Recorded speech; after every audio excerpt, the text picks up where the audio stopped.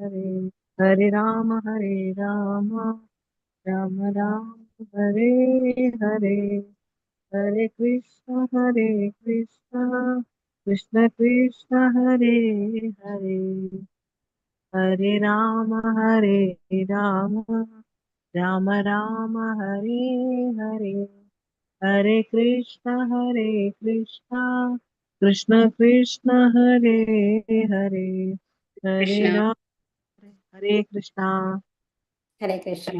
हरे कृष्णा माताजी। ओम ज्ञानतिमिरान्धस्य ज्ञानाञ्जनशलाकया चक्षुरुन्मीलितं येन तस्मै श्रीगुरवे नमः। श्रीचैतन्यमनोभीष्टं स्थापितं येन भूतले स्वयं रूपा कदा मह्यं ददाति सुपदान्तिकं वन्देऽहं श्रीगुरो श्रीयुतपदकमलं श्रीगुरुं वैष्णवां च श्रीरूपं साग्रजातं सागणरघुनाथान्वितं तं सजीवं साद्वैतं सावधूतं परिजनसहितं श्रीकृष्णचैतन्यदेवं श्रीराधाकृष्णपादान् सगणललिता श्रीविशाखान्वितंश्च हे कृष्णा करुणा सिन्धो दीनबन्धो जगत्पदे गोपेश गोपिकान्त राधाकान्ता नमोऽस्तुते तप्तकाञ्चन गौराङ्गी राधे वृन्दावनेश्वरी वृषभानुसुते देवी प्रणमामि हरिप्रिये वाञ्छाकल्पतरुभ्यश्च कृपासिन्धुभ्येव च पतितानां पावनेभ्यो वैष्णवेभ्यो नमो नमः। नमः ॐ विष्णुपादाय कृष्णप्रेष्ठाय भूतले श्रीमते जयपताकस्वामिन् इति नामिनि नमः आचार्यपादाय निधाय कृपप्रदायिने गौरकथादामदाय नगरग्रामतारिणि नमः ॐ विष्णुपादाय कृष्णप्रेष्ठाय भूतले श्रीमते भक्तिवेदान्तस्वामिन् इति नामिनि नमस्ते सारस्वते देवे गौरवाणि प्रचारिणे निर्विशेषशून्यवादी पाश्चात्यदेशतारिणि जयो श्रीकृष्ण चैतन्य प्रभो नित्यानन्द श्री अद्वैत गदाधर श्रीवासादि गौरभक्तवृन्द हरे कृष्ण कृष्ण कृष्ण हरे हरे हरे राम राम राम हरे हरे ഹരേ കൃഷ്ണ. ശ്രീ ശ്രീരാധാ കോവിന്ദ് ടെമ്പിളിന്റെ ഭഗവത്ഗീത പഠനത്തിലേക്ക് എല്ലാവർക്കും സ്വാഗതം. കേൾക്കാൻ സാധിക്കുന്നില്ലേ? ഹരേ കൃഷ്ണ. കേൾക്കുന്നുണ്ട് മാതാജി. ഓക്കെ. അപ്പൊ നമ്മളിന്ന് എന്താണ് അവസാനത്തെ അധ്യായത്തിലാണല്ലേ എത്തിയിരിക്കുന്നത്. അധ്യായം 18 സന്യാസത്തിന്റെ പരിപൂർണത എന്നുള്ളതാണ് നമ്മളുടെ അധ്യായത്തിന്റെ പേര്. ഇത് എന്താ പറയുന്നത്? ഇത് ശരിക്കും പറഞ്ഞാല് ഭഗവത്ഗീത 18 അധ്യായങ്ങളാണ്. അപ്പൊ 17 അധ്യായങ്ങളിൽ കൂടി ഭഗവത്ഗീത പൂർണ്ണമായി എന്നുള്ളതാണ് പറയുന്നത്. പറയാനുള്ള കാര്യങ്ങളൊക്കെ ഭഗവാൻ പറഞ്ഞു കഴിഞ്ഞു. അർജുനനെ എല്ലാം മനസ്സിലായും കഴിഞ്ഞു. അവസാനത്തെ ഈ അധ്യായം എന്ന് പറയുന്നത് എല്ലാ അധ്യായങ്ങളുടെയും ഒരു ചുരുക്കമായിട്ട് വീണ്ടും റിപ്പീറ്റ് ചെയ്തിട്ട് എന്തെന്തൊക്കെയാണ് ഈ 17 അധ്യായങ്ങളിൽ പറഞ്ഞത് എന്നുള്ളത് ഒരു റിപ്പീറ്റേഷൻ മാതിരിയാണ് വരിക. അപ്പം ഈ 18ാമത്തെ അധ്യായം ആയതോടെ അവസാനം വരെ പഠിച്ചു കഴിഞ്ഞാൽ തന്നെ ഏകദേശം ഭഗവത്ഗീതയുടെ ഒരു രൂപം നമ്മൾക്ക് കിട്ടും. നമ്മൾ 2ാമത്തെ അധ്യായത്തിൽ പറഞ്ഞു അല്ലെ? 2ാമത്തെ അധ്യായത്തിൽ എന്താ പറഞ്ഞത്? എന്താണോ ഇനി അടുത്ത അധ്യായങ്ങളിൽ വരാൻ പോകുന്നത് അതിന്റെ ഒരു ഗ്ലിംസ്, അതിനെ ചുരുക്കമായിട്ട് എന്തൊക്കെയാണ് കർമ്മയോഗം, ജ്ഞാനയോഗം, ഭക്തിയോഗം, അതൊക്കെ വരുന്നുണ്ട് അതില്. അപ്പം ഈ 2ാമത്തെ അധ്യായമാണ് നമ്മൾ എപ്പോഴും പറയുന്നത് 2ാമത്തെ അധ്യായം പഠിച്ചാൽ മതി ഫുൾ ഭഗവത്ഗീത പഠിച്ചതിന് തുല്യമായി എന്നുള്ളത്. അപ്പൊ ഇതും അതുപോലെ തന്നെ ഒരു ഇതുവരെയുള്ള, അതായത് എല്ലാ അധ്യായങ്ങളും നമ്മൾ നോക്കിക്കഴിഞ്ഞാൽ ഇപ്പോ 7ാമത്തെ അധ്യായത്തിന്റെ ഒരു തുടർച്ചയായിട്ടാണ് 8ാമത്തെ അധ്യായം ഉണ്ടാവുക. അതുപോലെ 14ാമത്തെ അധ്യായത്തിന്റെ തുടർച്ചയായിട്ട് ഒരു 15ാമത്തെ അധ്യായം വരും. ഇപ്പൊ നമ്മള് ശ്രദ്ധാത്രയ വിഭാഗങ്ങൾ അങ്ങനെ ഇതിനു മുമ്പത്തെ അങ്ങനെയല്ലേ പഠിച്ചത്. അപ്പൊ എല്ലാം 3 പ്രകൃതി ഗുണങ്ങളെ കുറിച്ച് പറഞ്ഞു. ഇനി അടുത്ത അധ്യായം എന്തായിരുന്നു? 3 പ്രകൃതി ഗുണങ്ങളുള്ള ആൾക്കാരുടെ സ്വഭാവങ്ങൾ എങ്ങനെയുണ്ടാവും, അവരെങ്ങനെയാണ് ബിഹേവ് ചെയ്യുക എന്നൊക്കെ നമ്മൾ പഠിച്ചു. അത് കഴിഞ്ഞിട്ട് അടുത്ത അധ്യായം വഴിക്ക് എന്താ പറഞ്ഞത്? ഈ ഓരോ ഇതിലും എങ്ങനെയാണ് നമ്മൾ യജ്ഞം ചെയ്യേണ്ടത്, ദാനം ചെയ്യേണ്ടത്, തപസ് ചെയ്യേണ്ടത്, ഇതൊക്കെയാണ് നമ്മൾ കഴിഞ്ഞ അധ്യായത്തിൽ പഠിച്ചത് അല്ലേ? ശാരീരികമായ തപസ്, വാഗ്മയമായ തപസ്, മാനസികമായ തപസ്, ഇതൊക്കെയാണ് നമ്മൾ പഠിച്ചത്. അപ്പോൾ ഒരു അധ്യായത്തിന്റെ തുടർച്ചയായിട്ടാണ് അടുത്ത അധ്യായം വരിക. എന്നാൽ 18ാമത്തെ അധ്യായം അങ്ങനെയല്ല. 17ാമത്തെ അധ്യായത്തിന്റെ ഒരു തുടർച്ചയല്ല. എല്ലാ അധ്യായങ്ങളെ കുറിച്ചുമുള്ള ഒരു സംഗ്രഹം വരെയാണ് ഈ 18ാമത്തെ അധ്യായം ഉണ്ടാവുക കേട്ടോ. ഹരേ കൃഷ്ണ. ഇത് കുറച്ച് വലിയ അധ്യായമാണ്. അപ്പൊ 2-3 ക്ലാസ്സിലായിട്ട് നമ്മൾക്ക് ഇത് അവസാനിപ്പിക്കാം. തുടങ്ങാം.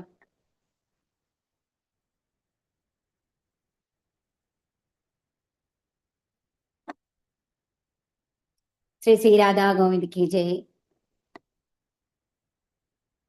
പ്രഭാത് കി ജയ്. ശ്ലോകം 1. അർജുന ഉവാച സന്യാസസ്യ മഹാബാഹോ തത്വമിച്ഛാമി വേദിതും ത്യാഗസ്യ ച ഹൃഷീകേശ പൃഥകേശി നിഷൂദന.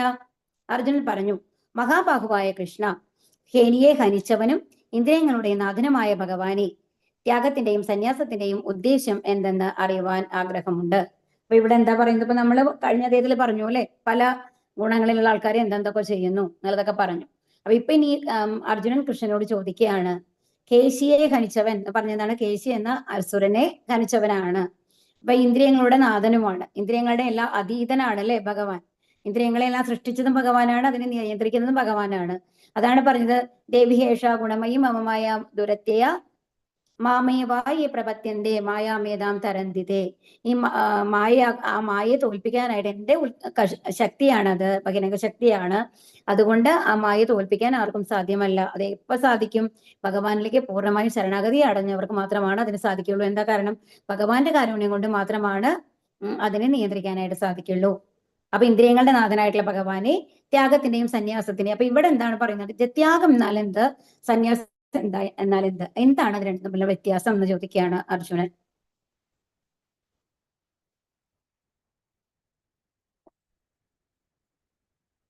ശ്രീ ഭഗവാനുവാച.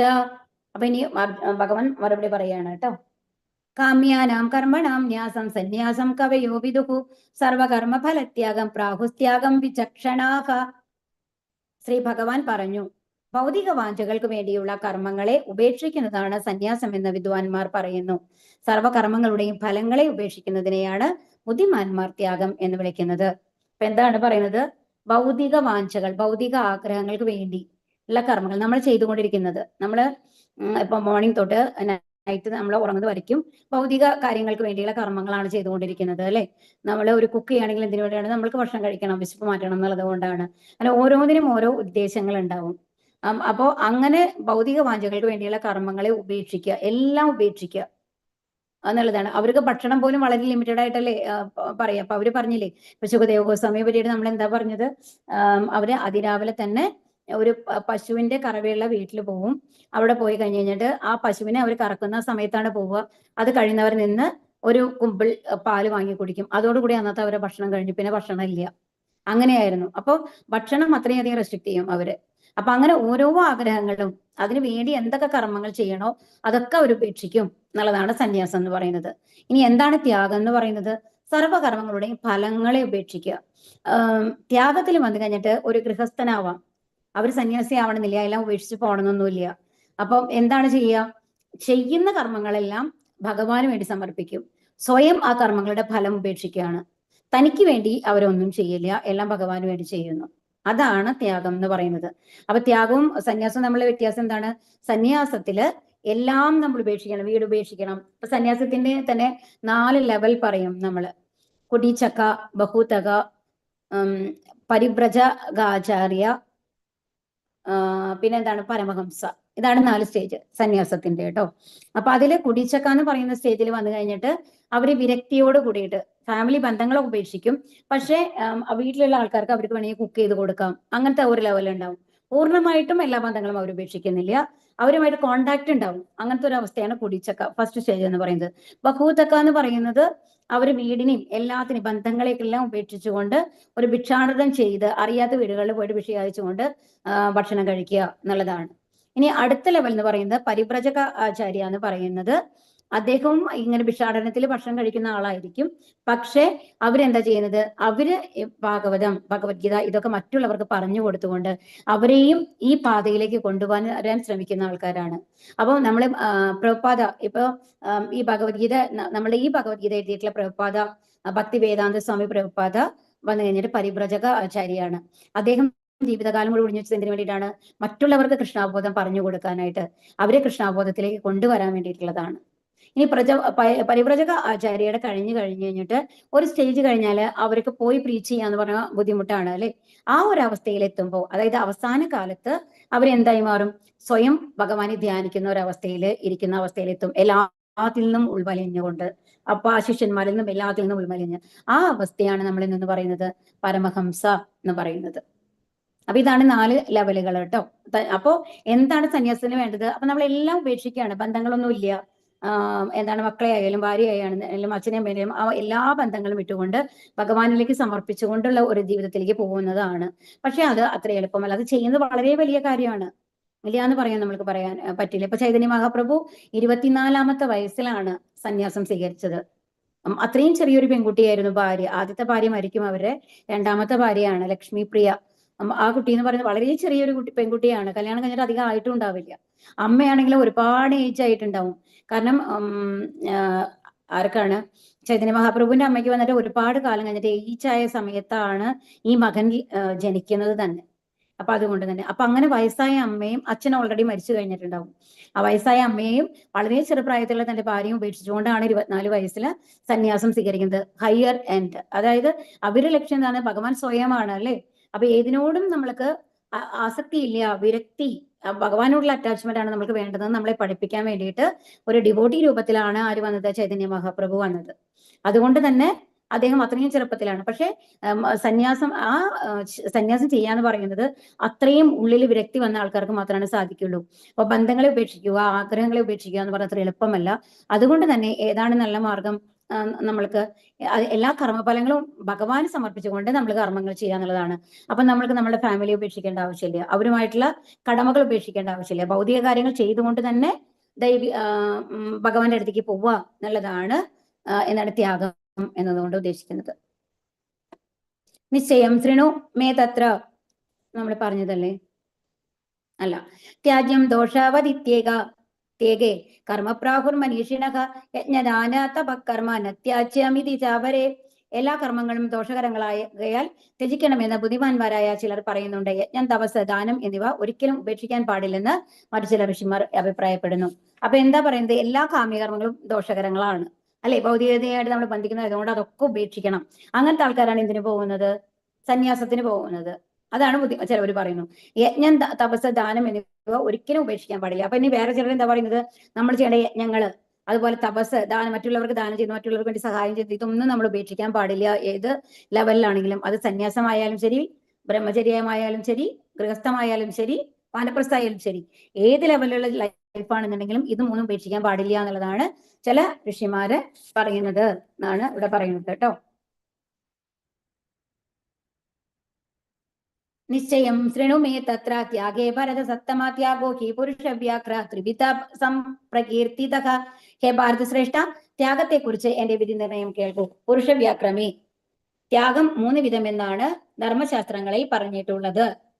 അപ്പൊ എന്താ പറയുന്നത്? ത്യാഗം. അപ്പൊ ത്യാഗത്തിനെ പറ്റിയിട്ടാണ് ഇനി ഭഗവാൻ പറയുന്നത് കേട്ടോ. ത്യാഗം എത്ര തരത്തിലുണ്ട്? 3 തരത്തിലുണ്ട് എന്നുള്ളതാണ് പറയുന്നത്.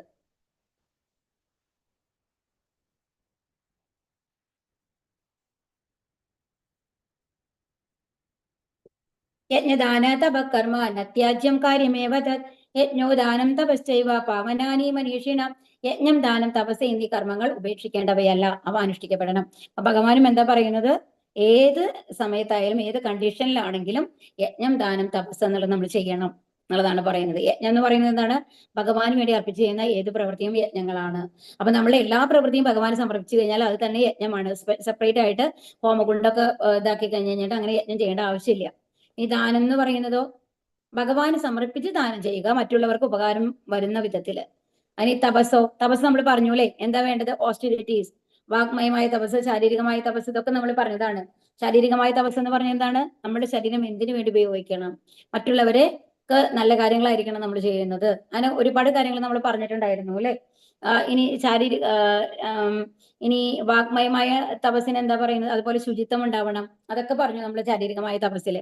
ഇനി വാഗ്മയമായ തപസ്സോ, വാക്കുകൾ എന്തിനു വേണ്ടിയിട്ട് ഉപയോഗിക്കണം? ആവശ്യമുള്ള കാര്യങ്ങൾക്ക് വേണ്ടി മാത്രം, അതായത് ഭഗവാനെ പ്രകീർത്തിക്കാനും ഭക്തിയുടെ കാര്യങ്ങൾ ചെയ്യാനും വേണ്ടി മാത്രമാണ് നമ്മുടെ വാക്കുകൾ ഉപയോഗിക്കേണ്ടത്. വേറെ ഒന്നിനും നമ്മുടെ വാക്കുകൾ ഉപയോഗിക്കാൻ പാടില്ല എന്നുള്ളതാണ് പറഞ്ഞത്. ഇനി മാനസികമായ തപസ്സോ, മനസ്സിൽ എപ്പോഴും നമ്മൾ എന്ത് വേണം? ഒരു ഹരേകൃഷ്ണ മന്ത്രം നമ്മൾ ജപിച്ചുകൊണ്ടിരിക്കുന്നുണ്ടായിരിക്കണം. അതോടൊപ്പം എന്താണ് ഭഗവാനുമായിട്ട് ബന്ധപ്പെട്ടിട്ടുള്ള കാര്യങ്ങൾ, മറ്റുള്ളവർക്ക് നല്ലതായിട്ടുള്ള, മറ്റുള്ളവരെ വിഷമിപ്പിക്കാത്ത ഹിതകരമായിട്ടുള്ള കാര്യങ്ങൾ മാത്രമാണ് നമ്മൾ സംസാരിക്കാൻ പാടുള്ളൂ. ഇതൊക്കെ നമ്മൾ പറഞ്ഞു, 3 സ്റ്റെപ്പായിട്ടാണ് നമ്മൾ പറഞ്ഞത് അല്ലെ. അപ്പോ അപ്പൊ ഇതൊന്നും നമ്മൾ ഉപേക്ഷിക്കാൻ പാടില്ല എന്നുള്ളതാണ് പറഞ്ഞത്. അവ അനുഷ്ഠിക്കപ്പെടണം. മഹാത്മാക്കളെ പോലും വിശദീകരിക്കുന്നവയാണ് 3.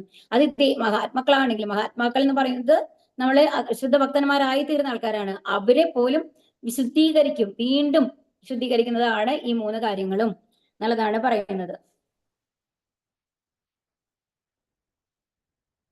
മനുഷ്യ സമുദായത്തിന്റെ പുരോഗതിക്ക് വേണ്ടിയാവണം യോഗികളുടെ പ്രവൃത്തികൾ. മനുഷ്യന് ആത്മീയ ഉത്കർഷത്തിനായി ചെയ്യേണ്ടുന്ന ശുദ്ധീകരണ പ്രക്രിയകൾ പലതുണ്ട്. അവയിൽ ഒന്നാണ് വിവാഹം. ഇതിനെ വിവാഹ യജ്ഞം എന്ന് പറയും. കണ്ടു, വിവാഹത്തിനെ പോലും യജ്ഞമായിട്ടാണ് പറയുന്നത്. എന്തുകൊണ്ടാണ്?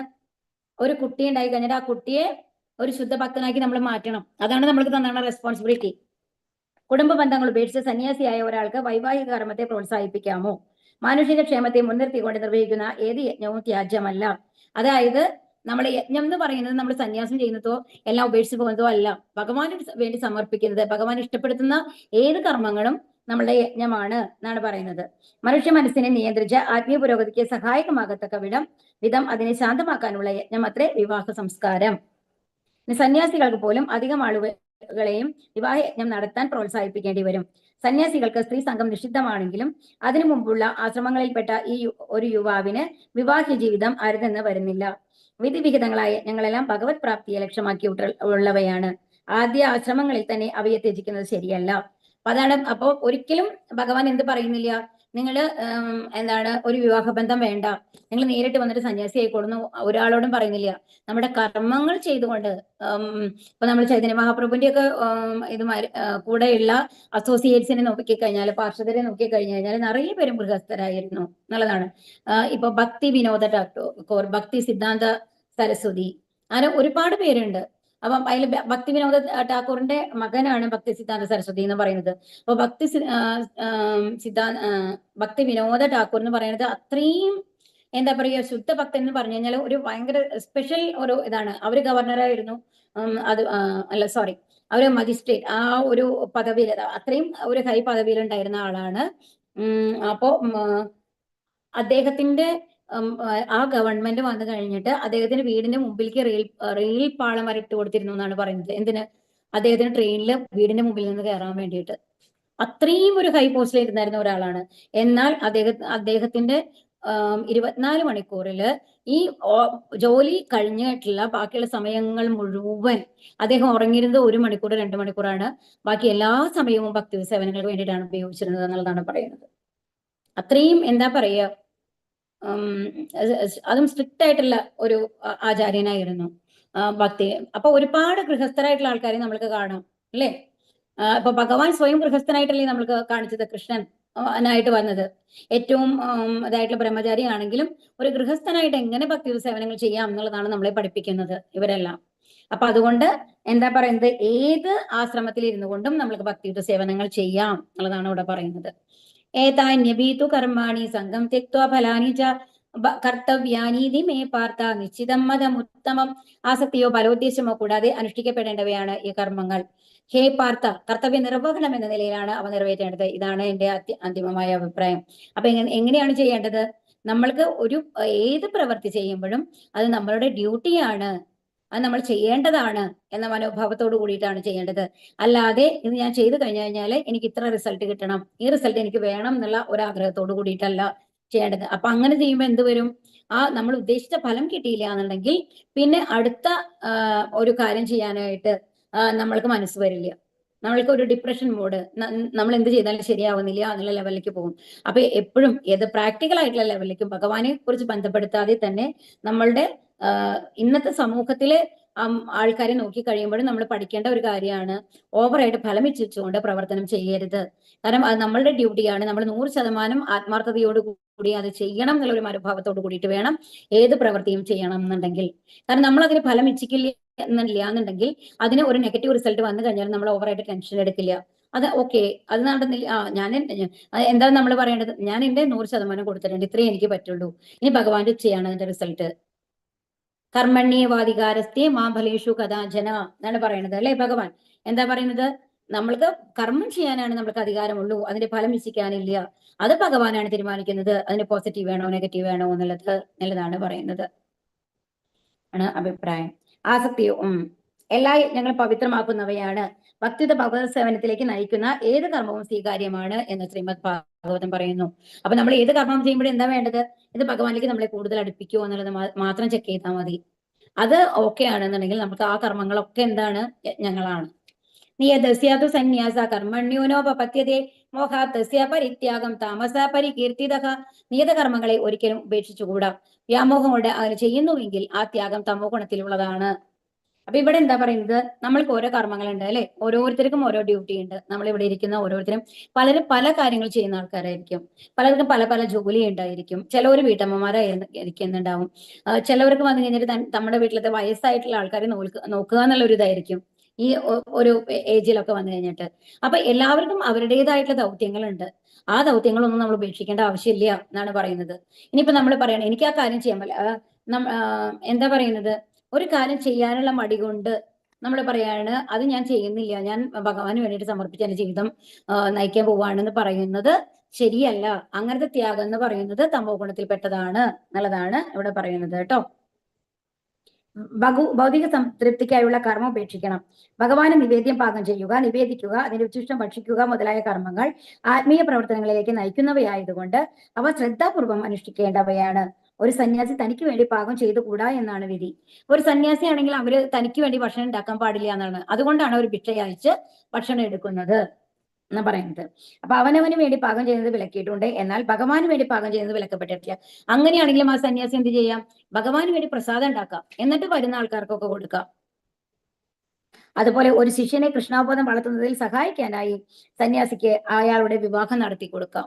അപ്പൊ അതുപോലെ തന്നെ ഒരു ആൾക്ക് വന്നിട്ട് നമ്മൾ ശിഷ്യരായി നിൽക്കും, പക്ഷെ അവർക്ക് വന്നു കഴിഞ്ഞിട്ട് വിവാഹ ജീവിതം ഉപേക്ഷിക്കണം എന്നുള്ള ആഗ്രഹങ്ങളൊന്നുമില്ല. അപ്പൊ അതിനു വേണ്ടി പ്രോത്സാഹിപ്പിക്കാം.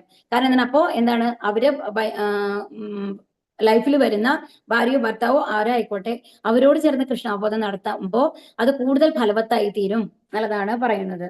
അത്തരം പ്രവൃത്തികളെ ത്യജിക്കുന്നവൻ തമോ ഗുണപ്രേരിതമാണ്. അപ്പൊ നമ്മൾക്ക് വിവാഹം കഴിക്കാനൊക്കെ ആഗ്രഹമുള്ള ആൾക്കാരാണെങ്കിലും ചിലപ്പോൾ ഷോ കാണിക്കാൻ വേണ്ടിയിട്ട് ഇല്ല ഞാൻ വിവാഹം കഴിക്കുന്നില്ല, ഞാൻ എന്താ പറയുക എന്റെ ഗുരുവിനെ അനുസരിച്ചുകൊണ്ട് ഞാൻ സന്യാസം സ്വീകരിക്കാൻ പോവാണ് എന്ന് പറഞ്ഞിട്ട് സന്യാസം എടുത്താൽ പോലും നമ്മളുടെ ആ മനസ്സിന്റെ ഉള്ളിലത്തെ ആഗ്രഹ നിവർത്തി വന്നിട്ടില്ല എന്നുണ്ടെങ്കിൽ മറ്റൊരു ഓപ്പോസിറ്റ് സെക്സിലുള്ള ആരെങ്കിലും കാണുമ്പോൾ ഒരു ആകർഷണം വരാനുള്ള ചാൻസ് ഉണ്ട്. അപ്പൊ പിന്നെ അത്രയും കാലം നമ്മൾ സന്യാസം എടുത്തതിന്റെ ഫലമില്ല എന്നുള്ളതാണ് നമ്മൾ മനസ്സിലാക്കേണ്ടത്. നമ്മളുടെ മനസ്സിൽ നിന്നാണ് നമ്മൾക്ക് വിരക്തി വരേണ്ടത്. അപ്പൊ ഒരിക്കലും സന്യാസം സ്വീകരിക്കണമെന്ന് ആരെയും നിർബന്ധിക്കുന്നില്ല. ഗൃഹസ്ഥാശ്രമത്തിൽ ഇരുന്നു കൊണ്ട് തന്നെ നമ്മൾക്ക് ഭക്തിയുടെ സേവനങ്ങൾ ചെയ്യാം എന്നതാണ് പറയുന്നത്. ഇനി അടുത്ത ശ്ലോകം. ദുഃഖമിത്യേവ യത് കർമ്മ കായക്ലേശ ഭയാത്യജേ സകൃത്വാ രാജസം ത്യാഗം നൈവത്യാഗ ഫലം ലഭേത്. നിയതകർമ്മങ്ങൾ ക്ലേശകരം എന്ന് വെച്ചോ ബുദ്ധിമുട്ടായി കണക്കാക്കിയോ ചെയ്യാതെ വിടുന്നത് രാജസമായ ത്യാഗമാണ്. അത്തരം പ്രവൃത്തി ഒരിക്കലും ത്യാഗത്തിന്റെ ഉന്നതിയിലേക്ക് നയിക്കുകയില്ല. ഇത് അർജുനന് പ്രത്യേകം ഇതായിട്ട് വരുന്നതാണ്. കാരണം അർജുനൻ എന്തുകൊണ്ടാണ് യുദ്ധം ചെയ്യുന്നില്ല എന്ന് പറഞ്ഞത് ഓർമ്മയുണ്ടോ? പണ്ടത്തെ നമ്മൾ 18ാമത്തെ അധ്യായത്തിലെത്തി. എന്തുകൊണ്ടാണ് അർജുനൻ യുദ്ധം ചെയ്യില്ല എന്ന് പറഞ്ഞത് ആർക്കെങ്കിലും ഓർമ്മയുണ്ടോ നോക്കട്ടെ. ഹരേ കൃഷ്ണ.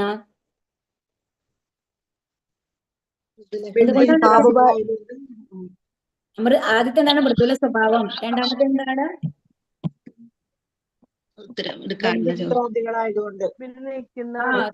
അതായത് നമുക്ക് ലഭിക്കില്ല, സന്തോഷം ലഭിക്കില്ല എന്നുള്ളതാണ് രണ്ടാമത്തത് അല്ലെ. ഈ മൂന്നാമത്തെ പാപം വരും എന്നുള്ളതൊക്കെയാണ് പറയുന്നത്. അപ്പം അതുപോലെ തന്നെ എന്താണ് ഗുരുജനങ്ങളൊക്കെ കൊന്നു കഴിഞ്ഞാൽ എന്തായാലും പാപം വരും ഇതൊക്കെയായിരുന്നു. അതുപോലെ ക്ഷയം വരും. ഇതൊക്കെയാണ് അർജുനൻ ഓരോ കാരണങ്ങളായിട്ട് പറഞ്ഞത് അല്ലെ.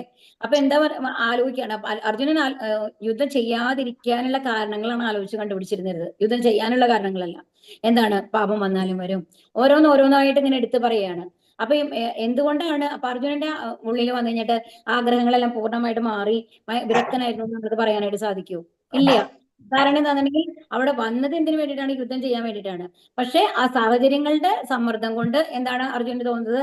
ഞാൻ ചെയ്യാൻ പോകുന്നത് തെറ്റാണ്, നമ്മൾക്ക് വേണ്ടിയിട്ട് ആ യുദ്ധം ചെയ്യരുതെന്ന് തോന്നുന്നതാണ്. അപ്പൊ അതുകൊണ്ട് ഉള്ളിൽ വിരക്തി വന്നിട്ടില്ല. അപ്പൊ അർജുനൻ എന്ത് പറഞ്ഞു? ഞാൻ എല്ലാം ഉപേക്ഷിച്ചുകൊണ്ട് കാട്ടിൽ പോയിട്ട് ഭിക്ഷ എടുത്ത് ജീവിച്ചോളാം, സന്യാസം വരുന്നോളാം എന്നാണ് പറഞ്ഞത്. അപ്പൊ സന്യാസത്തില് പോണെന്നുണ്ടെങ്കിൽ നമ്മൾ മനസ്സിലെ വിരക്തി വരണം അല്ലേ? അത് പക്ഷെ അർജുനന് മനസ്സിൽ വിരക്തി വന്നിട്ടില്ല. ഹരേ കൃഷ്ണ. അപ്പൊ മനസ്സിൽ വിരക്തി വന്നിട്ടില്ല അർജുനന്. അപ്പൊ എന്തിനു വേണ്ടിയിട്ടാണ് ചെയ്യണത്? ആ ഒരു സാഹചര്യത്തിൽ നിന്ന് മറ്റുള്ളവരെ കൊന്നു കഴിഞ്ഞാൽ പാപം വരുന്നത് കൊണ്ട് അതിൽ നിന്ന് രക്ഷപ്പെടണം എന്നുള്ളത് കൊണ്ടാണ്. അത് ഒരിക്കലും അതെല്ലാം തെറ്റാണ് എന്നാണ് പറയുന്നത്. അപ്പൊ ബുദ്ധിമുട്ടായി കണക്കാക്കിയോ ചെയ്യുന്നത് രാജസമായ ത്യാഗമാണ്. അത്തരം പ്രവൃത്തി ഒരിക്കലും ത്യാഗത്തിന്റെ ഉന്നതിയിലേക്ക് ഉയരുന്നില്ല. അപ്പൊ ഏറ്റവും ആദ്യം സാത്വികമായിട്ടുള്ള ത്യാഗം എന്താ പറഞ്ഞത്? ഇത് അല്ല, തമോ ഗുണാണ് ആദ്യം പറഞ്ഞത് അല്ലെ. നമ്മൾക്ക് തമോ ഗുണം എന്ന് പറഞ്ഞ എന്താണ്? നമ്മൾ ചെയ്യേണ്ട കർമ്മങ്ങൾ, അതായത് നമ്മൾക്കൊരു ഭർത്താവുണ്ട്, ഭാര്യയുണ്ട്, കുട്ടികളുണ്ട്, ആ കുടുംബത്തിനോട് നമ്മൾക്കൊരു ബാധ്യതയുണ്ടാവും. അത് നമ്മൾ തീർച്ചയായിട്ടും ചെയ്യണം. അതിനെ ഉപേക്ഷിച്ചുകൊണ്ട് ഞാൻ സന്യാസത്തിന് പോവാണ് കാരണം എനിക്ക് കുറെ ഇവർക്കൊക്കെ വേണ്ടിയിട്ട് ഞാൻ കഷ്ടപ്പെടണം, അവർക്ക് വേണ്ടി ഒരു ഗൃഹസ്ഥാശ്രമം ചെയ്യണമെങ്കിൽ അത്രയും പൈസ സമ്പാദിക്കണം, വേണ്ട കാര്യങ്ങൾ ചെയ്തു കൊടുക്കണം, അതൊക്കെ എനിക്ക് ബുദ്ധിമുട്ടാണ്. ഇപ്പൊ സന്യാസം എന്ന് പറഞ്ഞാൽ വെറുതെ പോയി ഒരു സ്ഥലത്തിരുന്ന് കഴിഞ്ഞിട്ട് എന്തെങ്കിലും ഒരു മന്ത്രം ജപിച്ചിരുന്നാൽ മതിയല്ലോ, നല്ല ആ വ്യാമോഹം കൊണ്ട് അങ്ങനെ ചെയ്യുകയാണെങ്കിൽ ആ ത്യാഗം തമോ ഗുണത്തിലുള്ളതാണ്.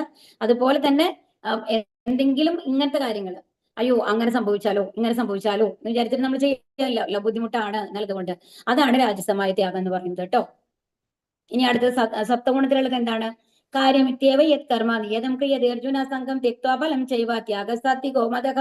ഹേ അർജുന, ഭൗതിക സംഗ്രഹിതനായും ഫലം ഉദ്ദേശിക്കാതെയും തന്റെ കർത്തവ്യമാണെന്ന് മാത്രം കരുതിക്കൊണ്ട് വിധിക്കപ്പെട്ട കർമ്മം ചെയ്യുന്നവന്റെ ത്യാഗം സാത്വികമാണ്. അപ്പൊ എന്താണ്? ഇത് എന്റെ കർമ്മമാണ്, ഞാൻ ചെയ്യേണ്ടതാണ്, ഇത് എന്റെ ഡ്യൂട്ടിയാണ്. അപ്പൊ നമ്മൾ പറഞ്ഞില്ലേ, ഒരു ഡോക്ടർ വന്നു കഴിഞ്ഞിട്ട് ഒരു രോഗിയെ ചികിത്സിച്ച് ഗുണമാക്കുന്നത് സാത്വികമായിട്ടുള്ള കർമ്മമാണ്, ആ ഒരു മനോഭാവത്തോടു കൂടി ചെയ്താൽ, അങ്ങനത്തെ ഒരു ത്യാഗം. അപ്പോ കർമ്മം ചെയ്യുന്നത്, അപ്പോൾ എന്തെങ്കിലും മറ്റുള്ളവർക്ക് വേണ്ടിയിട്ട് നമ്മൾ നമ്മളുടെ സന്തോഷങ്ങൾ വിട്ടുകൊടുക്കുക, കർത്തവ്യം ആണ് എന്ന് വിചാരിച്ചു കഴിഞ്ഞിട്ട് ഇപ്പൊ നമ്മളും അതാണ്, നമ്മൾക്ക് കുറച്ച് പണം കിട്ടിക്കഴിഞ്ഞ് കഴിഞ്ഞാൽ എന്ത് ചെയ്യുന്നു? നമ്മൾ മറ്റുള്ളവരെ സഹായിക്കാൻ വേണ്ടിയിട്ട് അവർക്ക് കൊടുക്കുകയാണ്, നല്ല ഉദ്ദേശത്തോട് കൂടിയിട്ട്. അങ്ങനെ കൊടുക്കുന്ന ത്യാഗം എന്ന് പറയുന്നത് സാത്വികമാണ്. കാരണം എന്താണ്? നമ്മൾ നമ്മളുടെ പണം മറ്റുള്ളവർക്ക് വേണ്ടി ത്യാഗം ചെയ്യുകയാണ് ചെയ്യുന്നത്. പക്ഷെ അത് എന്തിനു വേണ്ടിയിട്ടാണ്?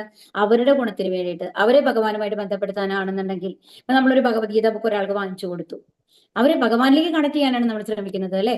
അപ്പൊ അത്തരം നമ്മളുടെ പണമാണ് നമ്മൾ എന്തിനു വേണ്ടി ചെലവാക്കിയത്, അതും ഒരു ത്യാഗമാണ്. അപ്പൊ അങ്ങനത്തെ ത്യാഗം എന്ന് പറയുന്നത് എന്താണ്? സാത്വികമാണ് എന്നാണ് പറയുന്നത്. നദേഷ്ട്യ കുശലം കർമ്മ കുശലീനാനുഷജ്ജതേ ത്യാഗി സത്വസമാവിഷ്ടോ മേധാവി ചിഹ്ന സംശയ.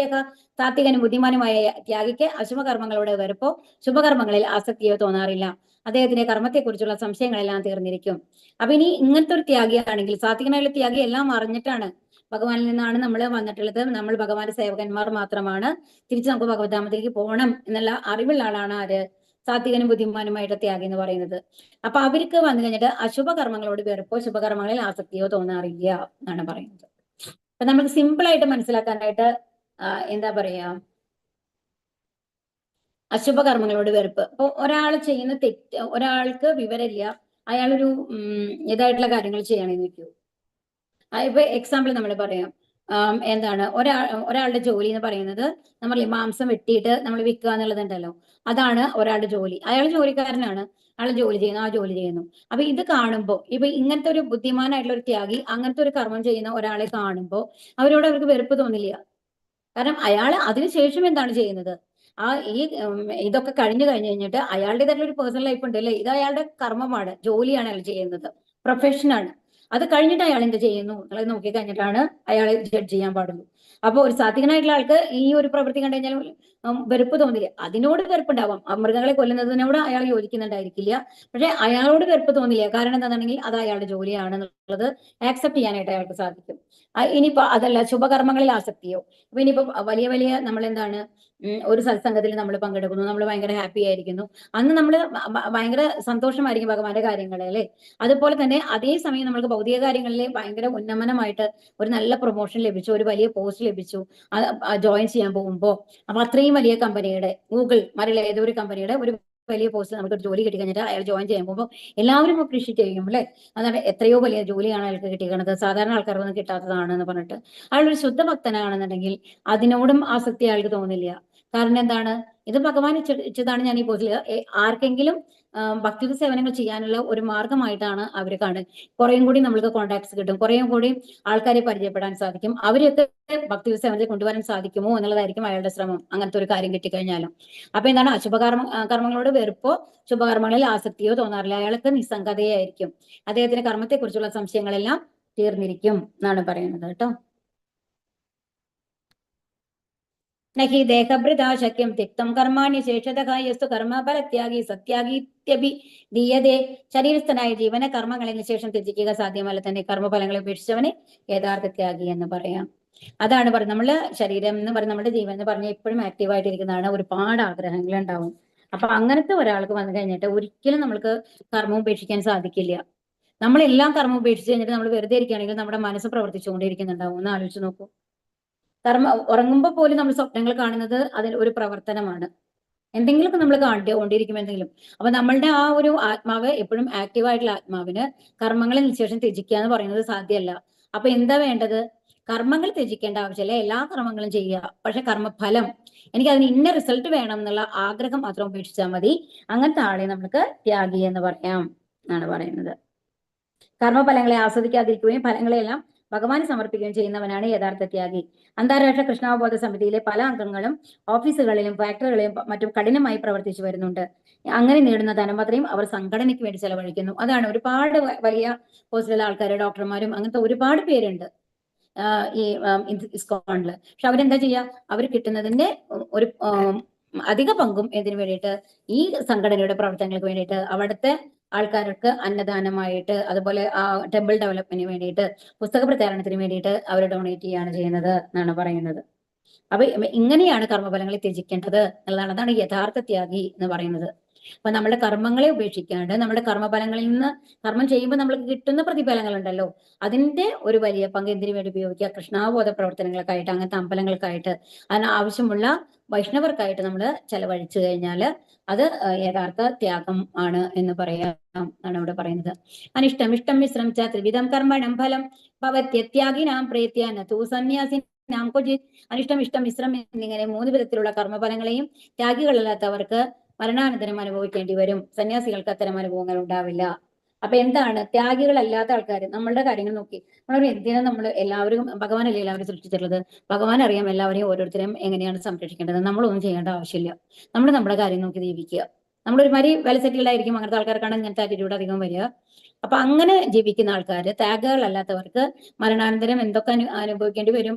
3 തരത്തിലുള്ള കർമ്മഫലങ്ങളാണ്. 3 തരത്തിലുള്ള കർമ്മഫലങ്ങൾ എന്ന് പറഞ്ഞു കഴിഞ്ഞാൽ, താനും കൃഷ്ണനുമായുള്ള ബന്ധത്തെ അറിഞ്ഞുകൊണ്ട് പ്രവർത്തിക്കുന്ന കൃഷ്ണാവബോധനിഷ്ഠനായ മനുഷ്യൻ എപ്പോഴും മുക്താവസ്ഥയിലാണ്.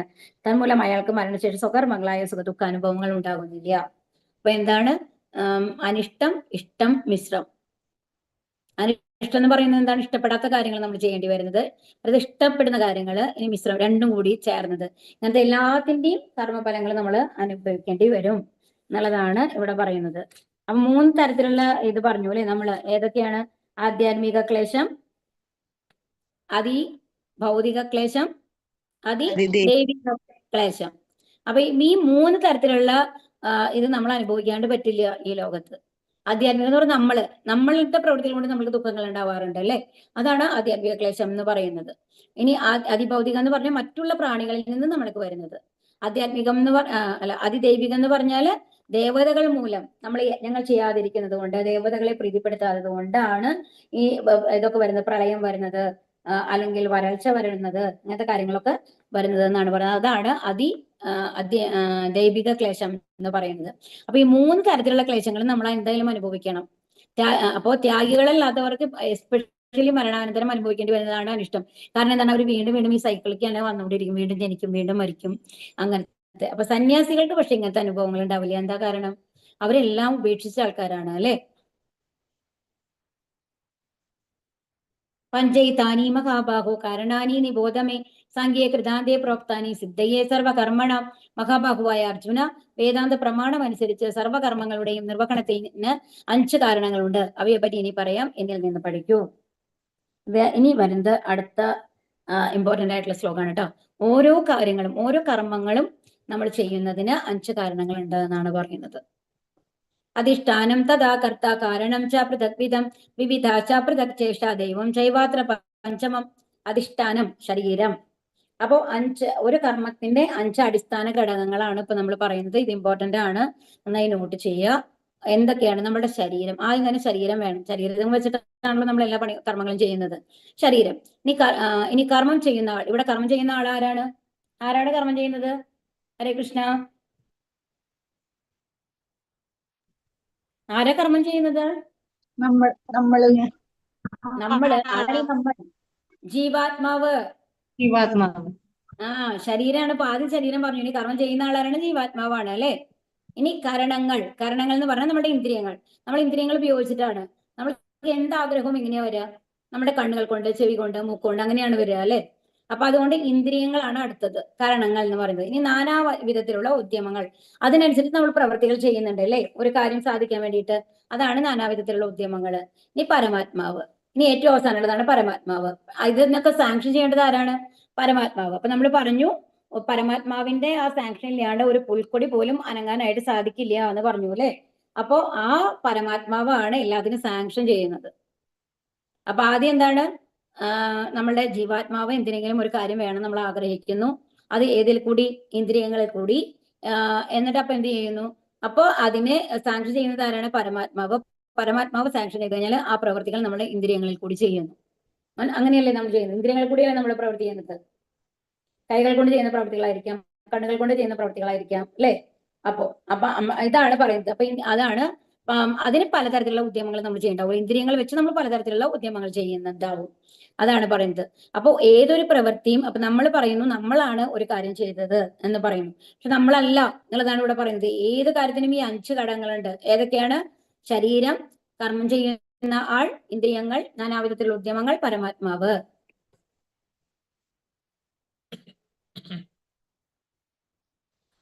പക്ഷെ ജീവാത്മാവിന്റെ സകല പ്രവൃത്തികളും ഇത് ശരീരസ്ഥനായ ആത്മാവ് കർമ്മഫലങ്ങൾക്ക് വേണ്ടി പ്രവർത്തിക്കുന്നത് കൊണ്ട് കർത്താവ് എന്ന് പറയപ്പെടുന്നു. കർത്താവ് എന്നാൽ ചെയ്യുന്നവൻ, അറിയുന്നവനും പ്രവർത്തിക്കുന്നവനും ആത്മാവാണെന്ന ശ്രുതിയിൽ പറഞ്ഞിരിക്കുന്നു. അതാണ് അറിയുന്നവനും പ്രവർത്തിക്കുന്നവനും ആരാണ്? ആത്മാവാണ്. കർമ്മോപകരണങ്ങളായ ഇന്ദ്രിയങ്ങളെ ആത്മാവ് പല വിധത്തിൽ പ്രവർത്തിപ്പിക്കുന്നു. ഓരോ കർമ്മത്തിനും പിന്നിൽ വ്യത്യസ്തമായ ഓരോ ഉദ്യമമാണുള്ളത്, അല്ലെ? അല്ലെ? നമ്മൾ ഓരോ പ്രവൃത്തികളും എല്ലാ പ്രവൃത്തികളും ഒരേമാതിരി ചെയ്യാൻ പറ്റുമോ? ഇല്ല. പക്ഷെ ജീവാത്മാവിന്റെ സകല പ്രവൃത്തികളും തന്റെ സുഹൃത്തായ ഈ ഹൃദയത്തിൽ കുടികൊള്ളുന്ന പരമാത്മാവിന്റെ ഇച്ഛയ്ക്കനുസരിച്ച് അവ തന്നെ. അതായത് പരമാത്മാവ് സാങ്ഷൻ ചെയ്യാണ്ട് ഒരു പ്രവൃത്തി നമുക്ക് ചെയ്യാനായിട്ട് സാധിക്കില്ല. ഹൃദയത്തിൽ നിന്ന് കുടികൊള്ളുന്ന ആത്യന്തികമായ കാരണം സർവേശ്വരനത്രേ. ഈ നിലയിൽ ഹൃദയസ്ഥനായ പരമാത്മാവിന്റെ കൽപ്പനയനുസരിച്ച് കൃഷ്ണാബോധം പ്രവർത്തനം നടത്തുന്നവർ സ്വാഭാവികമായും കർമ്മപത്തരല്ല. അതുകൊണ്ടാണ് നമ്മൾ പറയുന്നത് എന്താണ്? പരമാത്മാവിന്റെ ഇഷ്ടത്തിനനുസരിച്ച് ഭക്തി സേവനം ചെയ്യുകയാണെങ്കിൽ നമ്മൾക്ക് ഒരിക്കലും കർമ്മത്തിന് പ്രതികരണങ്ങൾ ഉണ്ടാവുന്നില്ല എന്നാണ് പറയുന്നത്. അപ്പൊ അങ്ങനെ സമ്പൂർണ്ണ കൃഷ്ണാവബോധമുള്ളവർ ആത്യന്തികമായി സ്വകർമ്മങ്ങൾക്ക് ഉത്തരവാദികളല്ല. അപ്പൊ നമ്മൾ എന്ത് കർമ്മം ചെയ്തു കഴിഞ്ഞാലും അതിന്റെ ഫലത്തിന് നമ്മൾ ഉത്തരവാദികളല്ല. നമ്മളൊരു കർമ്മം ചെയ്തുകൊണ്ട് ഇപ്പോ ഒരു സോൾജിയർ വന്നു കഴിഞ്ഞിട്ട് അവർ യുദ്ധം ചെയ്യാണ്, ഭഗവാന് വേണ്ടിയിട്ട് യുദ്ധം ചെയ്യുകയാണെന്ന് വെച്ചോളൂ. ആ യുദ്ധം ചെയ്ത് കഴിഞ്ഞാൽ അയാൾ മരിച്ചു കഴിഞ്ഞാലും അയാൾക്ക് ഒരു ഇതും വരില്ല. അയാൾക്ക് കുറെ ശൃംഖലകളൊക്കെയാണ് നമ്മൾ കൊടുക്കുക, അല്ലെ? ഇത്രയും ആൾക്കാരെ കൊന്നു, ഇത്രയും ടെറസിനെ അവർ അവസാനിപ്പിച്ചു എന്നൊക്കെ പറയുമ്പോൾ നമ്മൾ ബഹുമാനിക്കുകയാണ് ചെയ്യുക. അതാണ് നമ്മൾ മനസ്സിലാക്കേണ്ടത്. ഇനി അടുത്ത ശ്ലോകം. ശരീരാവാത്മനോഭ്യർ യത് കർമ്മപ്രാരഭതേ നരക ന്യായം വാ വിപരീതം വാ പഞ്ചൈത്തേ തസ്യ ഹേതവക. ന്യായമാവട്ടെ അന്യായമാവട്ടെ മനുഷ്യൻ തന്റെ ശരീരം, വാക്ക്, മനസ്സ് എന്നിവയായി ചെയ്യുന്ന ഏത് പ്രവൃത്തിയും കാരണം ഈ 5 ഘടകങ്ങളാണ്. അപ്പൊ നമ്മൾ ശരീരം കൊണ്ടും മനസ്സുകൊണ്ടും വാക്കുകൊണ്ടും ചെയ്യുന്ന ഏത് പ്രവൃത്തിക്കും കാരണം എന്താണ്? ഈ 5 ഘടകങ്ങളാണ്. ഏതൊക്കെയാണോ ഒന്നും കൂടി പറയൂ. ശരീരം, പിന്നെന്താണ്? കർത്താവ്, കർമ്മം ചെയ്യുന്ന ആളാരാണ്? ജീവാത്മാവ്. കരണങ്ങൾ എന്ന് പറയുന്നതാണ് ഇന്ദ്രിയങ്ങൾ, പിന്നെ അതിന്റെ ഉദ്യമങ്ങൾ, പിന്നെ പരമാത്മാവ്. ഏത് കാര്യങ്ങൾക്കും ഈ 5 ഘടകങ്ങളുണ്ട്. അപ്പൊ നമ്മളാണ് ചെയ്യുന്നത് ഒരു കർമ്മം എന്ന് പറയുന്നത് അത്രയും ഫോളിഷ്നെസ് ആണ്. 5 എന്ന് പറയുമ്പോൾ എത്രയിലാണ്? ഒരു 100% ഉള്ള ഒരു കാര്യത്തിൽ 20% മാത്രമാണ് നമ്മളുടെ സംഭാവന എന്ന് ആലോചിക്കണം. ബാക്കി 20 വേറെ വേറെ ഘടകങ്ങളാണ് വരുന്നത്. തത്രൈവം സതി കർത്താരം ആത്മാനം കേവലം തുയ പശ്യകൃത ബുദ്ധിത്വാൻ സപശ്യതി ദുർമതീഹി. ഈ 5 ഘടകങ്ങളെയും കണക്കിലെടുക്കാതെ താൻ തന്നെയാണ് കർത്താവ് എന്ന് വിചാരിക്കുന്നവൻ തീർച്ചയായും ബുദ്ധിമാനല്ല. അയാൾക്ക് സംഗതികൾ യഥാതഥം കാണാനും കഴിയില്ല. അതാണ് പറയുന്നത്. അപ്പൊ പരമദിവ്യോത്തമപുരുഷനാണ് ആത്യന്തിക കാരണം. കാരണം ഭഗവാന്റെ സാക്ഷ്യം ഇല്ലാണ്ട് ഒരു കാര്യവും നടക്കില്ല. അപ്പൊ നമ്മളാണ് കർമ്മം ചെയ്യുന്നത് എന്ന് പറയുന്നത് വിഡ്ഢിത്തമാണ് എന്നാണ് പറയുന്നത്. ഇനി അടുത്ത ശ്ലോകം. യസ്യ നാഹം കൃതോ ഭാവോ ബുദ്ധിർയസ്യ ന ലിപ്യതേ തത്യോപി സ ഇമാം ലോകാൻ ഹന്തിന നിബധ്യതേ നഹന്തിന നിബധ്യതേ. മിഥ്യാഹങ്കാരത്താൽ പ്രേരിതനല്ലാതെയും അനാസക്തമായ ബുദ്ധിയോടെയും കൂടിയ ഒരാൾ നരകത്തിൽ ഏർപ്പെട്ടാലും ഹിംസകനല്ല. താൻ ചെയ്യുന്ന കർമ്മങ്ങളെ ബാധിക്കുക. ഇപ്പൊ നമുക്ക് എത്ര ഇതായിട്ടുള്ള കാര്യമാണ് മിഥ്യാഹങ്കാരത്തിൽ. അതായത് അതാണ് പറഞ്ഞത്. ഇപ്പൊ നമ്മളൊരു ബോർഡറിലുള്ള ഒരു സോൾജിയർ വന്നു കഴിഞ്ഞിട്ട് ഓപ്പോസിറ്റുള്ള ആൾക്കാരെ ടെററിസ്റ്റ് വരുമ്പോൾ ആക്രമിക്കുമ്പോൾ അയാളെ കൊന്നു കഴിഞ്ഞു കഴിഞ്ഞാൽ അയാൾക്ക് ഹിംസകനല്ല. ആ കർമ്മഫലങ്ങളും അയാളെ ബാധിക്കുന്നില്ല. എന്നാൽ നേരെ മറിച്ച് തന്റെ വീട്ടിൽ വന്നു കഴിഞ്ഞു കഴിഞ്ഞിട്ട് ഏതോ പേഴ്സണൽ വൈരാഗ്യത്തിന്റെ പേര് തന്റെ സുഹൃത്തിനെയോ തന്റെ സഹോദരനെയോ അങ്ങനെ ആരെങ്കിലും കൊല്ലുകയാണെന്നുണ്ടെങ്കിലോ അത് ശിക്ഷാർഹമാണ്, അല്ലെ? അതാണ് പറയുന്നത്. അപ്പൊ അനാസക്തമായ ബുദ്ധിയോടുകൂടിയും മിഥ്യാഹങ്കാരത്തിൽ പ്രേരിതനല്ലാതെയും ചെയ്യുന്ന ഏത് പ്രവൃത്തിയും അത് നരകത്തെ ആണെങ്കിൽ പോലും അദ്ദേഹത്തിന് പാപം ലഭിക്കുന്നില്ല എന്നുള്ളതാണ് ഇവിടെ പറയുന്നത്. ന്യായം, അന്യായം എന്നീ വാക്കുകൾ ഇവിടെ ശ്രദ്ധേയങ്ങളാണ്. ന്യായമായ കർമ്മം എന്നാൽ ശാസ്ത്ര നിർദ്ദിഷ്ടമായത് എന്നർത്ഥം. അതിന്റെ വിരുദ്ധമായ കർമ്മം അന്യായവുമാണ്. ഈ 2 വിഭാഗത്തിൽപ്പെട്ടതായാലും കർമ്മം നിറവേറ്റാൻ പറഞ്ഞ 5 ഘടകങ്ങൾ കൂടിയേ തീരൂ. അപ്പൊ പക്ഷെ ഏത് കർമ്മങ്ങളാണെന്നുണ്ടെങ്കിൽ എന്ത് വേണം? ഈ 5 ഘടകങ്ങൾ ഉണ്ടാവണം. ജ്ഞാനം ജ്ഞേയം പരിജ്ഞാത ത്രിവിധ കർമ്മചോദന കാരണം കർമ്മകർത്തേതി ത്രിവിധ കർമ്മനുഗ്രഹ കർമ്മസംഗ്രഹ. ജ്ഞാനം, ജ്ഞാനവിഷയം, ജ്ഞാനി എന്നീ 3 ഘടകങ്ങളാണ് കർമ്മത്തിന് പ്രേരകങ്ങൾ. ഇന്ദ്രിയങ്ങൾ, കർമ്മം, കർത്താവ് എന്നിവ അതിന്റെ ഘടകങ്ങളും. അപ്പൊ ഇത് നമ്മൾ ഓൾറെഡി പഠിച്ചിട്ടുള്ളതാണ്. ജ്ഞാനം, ജ്ഞാനവിഷയം, ജ്ഞാനി. ജ്ഞാനവിഷയം എന്ന് പറയുന്നത് എന്താ? ജ്ഞാനവിഷയം എന്ന് പറഞ്ഞാൽ എന്താണ്? ഹരേ കൃഷ്ണ. ജ്ഞാനവിഷയം എന്ന് പറഞ്ഞാൽ എന്താണ്? ജ്ഞേയം, ജ്ഞാനവിഷയമാണ്. അതായത് ഭഗവാന്റെ അടുത്തേക്ക്. ജ്ഞാനം എന്ന് പറയുന്നത് എന്താണ്? ഭഗവാനെ കുറിച്ച് ഈ ഭൗതിക ലോകത്തെയും ആധ്യാത്മിക ലോകത്തെയും അതെങ്ങനെ ബന്ധപ്പെട്ടിരിക്കുന്നു എന്നുള്ളതിനെ കുറിച്ചൊക്കെയുള്ള അറിവാണ് എന്ന് പറയുന്നത് ജ്ഞാനം എന്ന് പറയുന്നത്, അല്ലെ? അത് ഉണ്ടാക്കിയതാരാണ് എന്നുള്ളത് എന്റെ അറിവ്. ആ അറിവിന്റെ അതാണ് ജ്ഞാനവിഷയം എന്ന് പറയുന്നത്. ആരാണ്? ഭഗവാനാണ് ജ്ഞാനവിഷയം. ആ ഭഗവാനിലേക്ക് എത്താൻ എന്താ നമ്മൾ ചെയ്യേണ്ടത്? ജ്ഞാനവിഷയം എന്ന് പറയുന്നത് ഭക്തിയുത സേവനങ്ങൾ എന്താണ് ചെയ്യേണ്ടത് നമ്മൾക്ക് അറിയണം. അപ്പൊ ഭക്തിയുത സേവനങ്ങളും ഭഗവാനുമാണ് എന്തെന്ന് പറയുന്നത് ജ്ഞേയം എന്ന് പറയുന്നത്. ഓക്കെ, അത് കഴിഞ്ഞിട്ട് ജ്ഞാനി എന്ന് പറയുന്ന ആരാണ്? ഈ കാര്യങ്ങളെ കുറിച്ചെല്ലാം അറിവുള്ള ആള്. അപ്പൊ ഈ 3 കാര്യങ്ങളാണ് എന്തെന്ന് ഒരു പ്രവൃത്തി നമ്മൾ ചെയ്യണമെന്നുണ്ടെങ്കിൽ ഈ 3 കാര്യങ്ങൾ അതിൽ വരും. ജ്ഞാനം, ജ്ഞാനവിഷയം, ജ്ഞാനി എന്ന് പറയുന്നത്. ഇന്ദ്രിയങ്ങൾ, കർമ്മം, കർത്താവ് എന്നിവ അതിന്റെ ഘടകങ്ങളാണ്. അപ്പൊ ഇതിന്റെ ഘടകങ്ങൾ ഏതൊക്കെയായിട്ടാണ് വരുന്നത്? ഇന്ദ്രിയങ്ങൾ, കർമ്മം, കർത്താവ് എന്നിവയാണ് പറയുന്നത്. നമ്മൾ ഏത് പ്രവൃത്തി ചെയ്യണമെന്നുണ്ടെങ്കിലും അതിനെക്കുറിച്ച് അറിവ് വേണം, അല്ലെ? അതാണ് ജ്ഞാനം എന്ന് പറയുന്നത്. അത് കഴിഞ്ഞിട്ട് അത് എങ്ങനെ ചെയ്യണം എന്നുള്ളത് മനസ്സിലാക്കി അത് ചെയ്യണം. അതാണ് ജ്ഞേയം എന്ന് പറയുന്നത്. അത് ഇത് പൂർണ്ണമായിട്ടും അറിഞ്ഞ് എന്താണോ സാധിക്കേണ്ടത് അത് സാധിക്കുന്ന ആളാണ് ജ്ഞാനി എന്ന് പറയുന്നത്. ജ്ഞാനം കർമ്മച്ച കർത്താച്ച ത്രിദൈവ ഗുണഭേദതഃ പ്രോച്യതേ ഗുണസംഖ്യാനേ തയാ വൃണു താന്യപി. ഭൗതിക പ്രകൃതിയുടെ 3 വ്യത്യസ്ത ഗുണങ്ങൾ അനുസരിച്ച് 3 വിധത്തിലുള്ള ജ്ഞാനം, കർമ്മം, കർത്താവ് എന്നിവയുണ്ട്. അവയെപ്പറ്റി ഇനി കേൾക്കൂ. ഇനി 3 തരത്തിലുള്ളതെന്ന് പറയുന്നത് എന്താണ്? സത്വഗുണം, രജോ ഗുണം, തമോ ഗുണത്തിൽ ഇതിൽ ഓരോന്നും എങ്ങനെയുണ്ട് എന്നുള്ളതാണ് ഇനി നമ്മൾ പഠിക്കാനായിട്ട് പോകുന്നത്. ഇതില് 17ാമത്തെ അധ്യായത്തില് ഇതിൽ പറയുന്നുണ്ട്, മിഥ്യാഹങ്കാരത്തിൽ പ്രേരിതനല്ലയും അദ്ദേഹം അനാസക്തമായ ബുദ്ധിയോടുകൂടെയും. ഒരു മിനിറ്റ്, നമ്മളത് സ്ക്രിപ്റ്റ് ആയോ?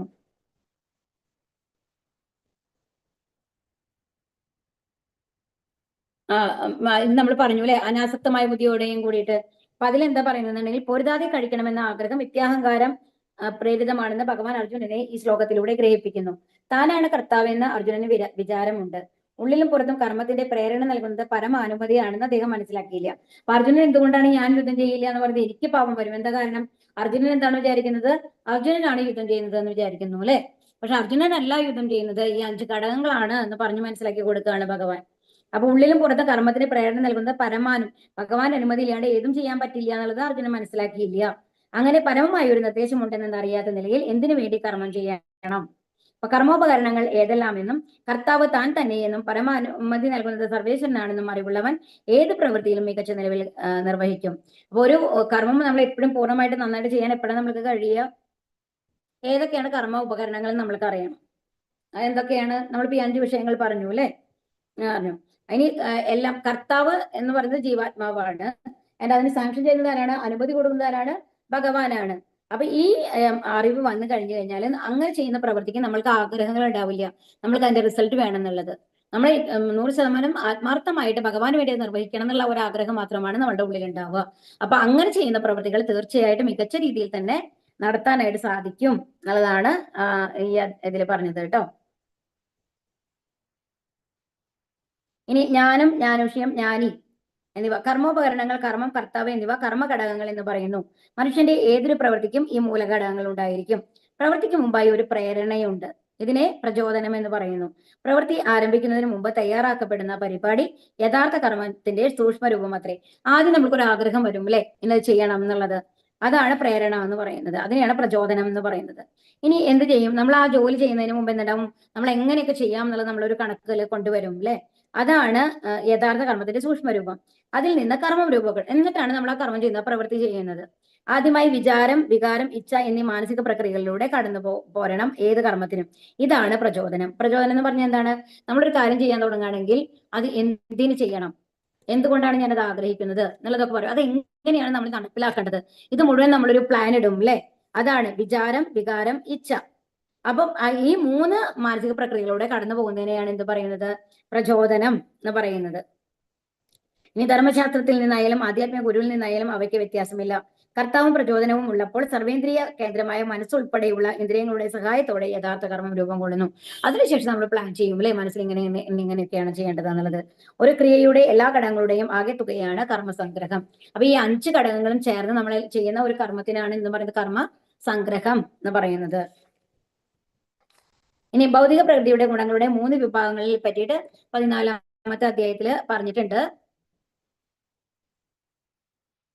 ഈ അതിലല്ലേ സത്വഗുണം തേജസ്കരവും, രജോ ഗുണം ഭൗതിക പ്രധാനവും, തമോ ഗുണം വിമുഖത മന്ദത എന്നിവയുണ്ടാക്കുന്നതുമാണ്. പ്രകൃതിജങ്ങളായ ഈ 3 ഗുണങ്ങളും ബന്ധനമുണ്ടാക്കുന്നവയാണ്. സത്വഗുണത്തിനും ബന്ധനമുണ്ട്. വ്യത്യസ്ത ഗുണപ്രധാനികളാകയാൽ വിഭിന്ന സ്വഭാവികളായ മനുഷ്യർ ആചരിച്ചു പോരുന്ന ഉപാസനാ ഭേദങ്ങളെ 17ാം അധ്യായത്തിൽ വിവരിച്ചിരിക്കുന്നു. ത്രിഗുണങ്ങൾക്കനുസരിച്ച് ജ്ഞാനം, കർമ്മം, കർത്താവ് എന്നിവയ്ക്ക് വരുന്ന വ്യത്യാസത്തെ കുറിച്ചായിട്ടാണ് ഇനി ഭഗവാൻ എന്താ പറയുന്നത്? ഇപ്പൊ 3 തരത്തിലുള്ള ജ്ഞാനുണ്ട്, കർമ്മമുണ്ട്, കർത്താവ് എന്ന് പറഞ്ഞു. ഇത് സത്വഗുണത്തിലും രജോ ഗുണത്തിലും തമോ ഗുണത്തിലും എങ്ങനെയുണ്ടാവുന്നതാണ് അടുത്തത് പറയാൻ പോകുന്നത്. സർവഭൂതേഷു ഏനൈകം ഭാവമവ്യയമീക്ഷതേ അവിഭക്തം വിഭക്തേഷു തജ്ഞാനം സിദ്ധി സാത്വികം. അപ്പൊ അസംഖ്യം രൂപങ്ങളില്, അപ്പൊ എന്താണ്? സർവഭൂതേഷു ഏനൈകം, അസംഖ്യം രൂപങ്ങളിൽ ഭിന്നമായി കാണപ്പെടുന്നുവെങ്കിലും എല്ലാ ജീവജാലങ്ങളിലും അവിഭക്തമായ ഒരേ ആധ്യാത്മിക പ്രകൃതിയെ കാണാൻ കഴിയുന്ന ജ്ഞാനം ഏതോ അതാണ് സാത്വികമായത്. അപ്പൊ എന്താണ്? ഇപ്പോ നമ്മൾക്കറിയാം അല്ലെ, ഈ ലോകത്തുള്ളത് എല്ലാം ജീവാത്മാക്കളാണ്. അതിപ്പോ നമ്മൾക്ക് എല്ലാവർക്കും അറിയുന്ന കാര്യമാണ്. കാരണം എല്ലാവരുടെ ഉള്ളിലും ആത്മാവ രൂപത്തിലുള്ള ഒരു നമ്മളുണ്ട്. അതാണ് നമ്മൾ എന്ന് പറയുന്നത്. ഈ ശരീരമല്ല എന്നുള്ളത് നമ്മൾ പഠിച്ചു കഴിഞ്ഞു. അപ്പൊ എന്താണ്? അപ്പൊ നമ്മൾ 84 ലക്ഷം ജീവി വർഗങ്ങളുണ്ട് ഇവിടെ. അത്രയും ജീവാത്മാക്കളുണ്ട് അസംഖ്യം രൂപങ്ങളിൽ അല്ലെ. എങ്കിലും എല്ലാ ജീവജാലങ്ങളിലും അവിഭക്തമായ ഒരേ ആധ്യാത്മിക പ്രകൃതിയെ കാണാൻ കഴിയുന്ന ജ്ഞാനം. അപ്പോ പക്ഷെ അവര് പുറത്തുള്ള രൂപം നോക്കി കഴിഞ്ഞാലോ എല്ലാം വ്യത്യസ്തമാണ്. നായയുണ്ട്, പൂച്ചയുണ്ട്, പട്ടിയുണ്ട്, പശുവുണ്ട്, കഴുതിയുണ്ട്, കുതിരയുണ്ട്. അങ്ങനെ ഒരുപാട് ലെവലിൽ നമ്മൾ കാണുന്നുണ്ട് അല്ലെ. മനുഷ്യരിൽ തന്നെ പല രൂപങ്ങളിലാണ് നമ്മൾ മനുഷ്യരെ കാണുന്നത്. അപ്പൊ അങ്ങനെയുള്ള പല വിധത്തിലുള്ള വിഭിന്ന രൂപങ്ങളില് നമ്മൾ ഓരോ ആൾക്കാരെ കാണുമ്പോഴും നമ്മൾ അവരെ എങ്ങനെയായിട്ട് കാണുന്നു? അതിൻ്റെ ഉള്ള ജീവാത്മാവായിട്ട് കാണുന്നു.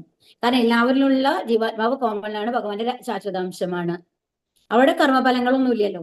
കർമ്മഫലങ്ങളെല്ലാം മാറ്റിക്കഴിഞ്ഞു കഴിഞ്ഞാൽ എല്ലാ ജീവാത്മാക്കളും ഒരേപോലെയാണ് ഉണ്ടാവുക. അപ്പൊ അതാണ് പറയുന്നത് എല്ലാ ജീവജാലങ്ങളിലും അവിഭക്തമായ ഒരേ ആധ്യാത്മിക പ്രകൃതി. ഇനി ഓക്കെ, എല്ലാവരുടെ ഉള്ളിലും ജീവാത്മാവുണ്ട്, അത് ഭഗവാന്റെ ശാശ്വതാംശമാണ്. അത് ശരിക്കും ഭഗവാന്റെ അംശമായിട്ടാണ് ഉള്ളത്.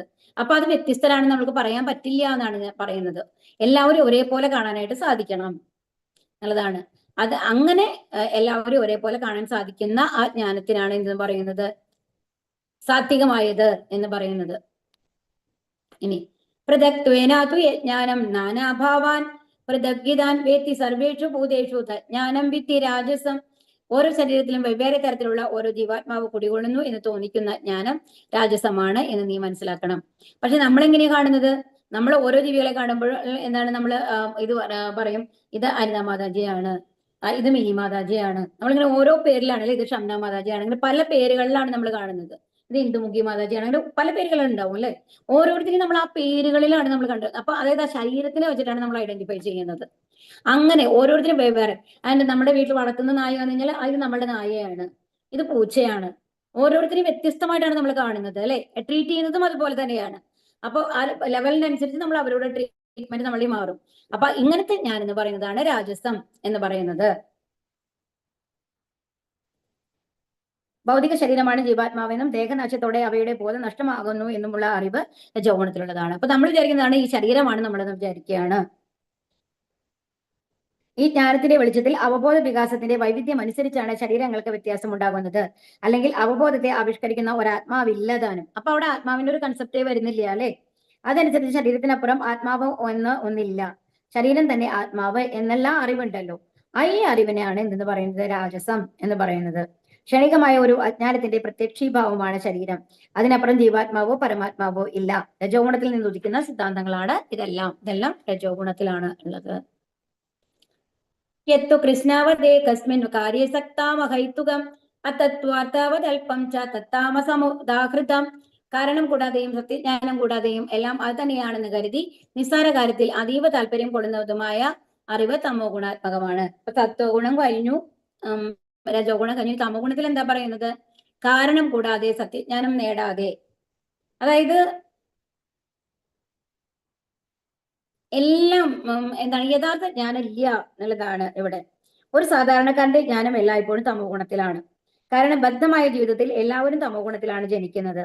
പ്രാമാണികരിൽ നിന്നോ ധർമ്മശാസ്ത്രങ്ങളിൽ നിന്നോ ജ്ഞാനം സമ്പാദിക്കാത്ത ഒരാളുടെ അറിവ് ശരീരത്തിനപ്പുറം പോവില്ല. കാരണം നമ്മൾ എപ്പോഴും ഈ ഭഗവത്ഗീത പഠിക്കുന്നവർ നിങ്ങൾക്ക് അറിയാമായിരുന്നു, നമ്മൾ ആത്മാവാണ് ശരീരം. ഒരിക്കലും നമ്മൾ അങ്ങനെ ചിന്തിച്ചിട്ടും കൂടി ഇല്ല അല്ലെ? ഒന്ന് ആലോചിച്ച് നോക്കൂ. അതുകൊണ്ടാണ് നമ്മളെല്ലാം തമോ ഗുണത്തിലാണ് എന്ന് പറയുന്നത്. ശാസ്ത്ര നിയമങ്ങൾക്ക് അനുസരിച്ച് വേണം പ്രവർത്തിക്കാനെന്ന് അയാൾക്കറിയില്ല. അയാൾക്ക് ധനം തന്നെയായിരിക്കും ഈശ്വരൻ. അറിവ് എന്നാൽ ശാരീരിക ആവശ്യങ്ങൾ നിറവേറ്റലും. നിരപേക്ഷ തത്വവുമായി ഇത്തരം അറിവിന് യാതൊരു ബന്ധവുമില്ല. ഇത് ഭഗവാനുമായിട്ട് ബന്ധപ്പെട്ട് കിടക്കുന്ന കാര്യങ്ങളെല്ലാം നമ്മൾ ഭൗതിക കാര്യങ്ങളുമായിട്ട് നമ്മൾ ബന്ധപ്പെടുത്തി അതാണ് നമ്മൾ അങ്ങനെ അസംഷൻ എടുക്കുകയാണ്. ഏതാണ് ജന്തുക്കൾക്കുള്ള അറിവ് പോലെ തന്നെയാണ് ഇത്. ഭക്ഷണം, ഉറക്കം, സ്വയംരക്ഷ, മൈഥുനം.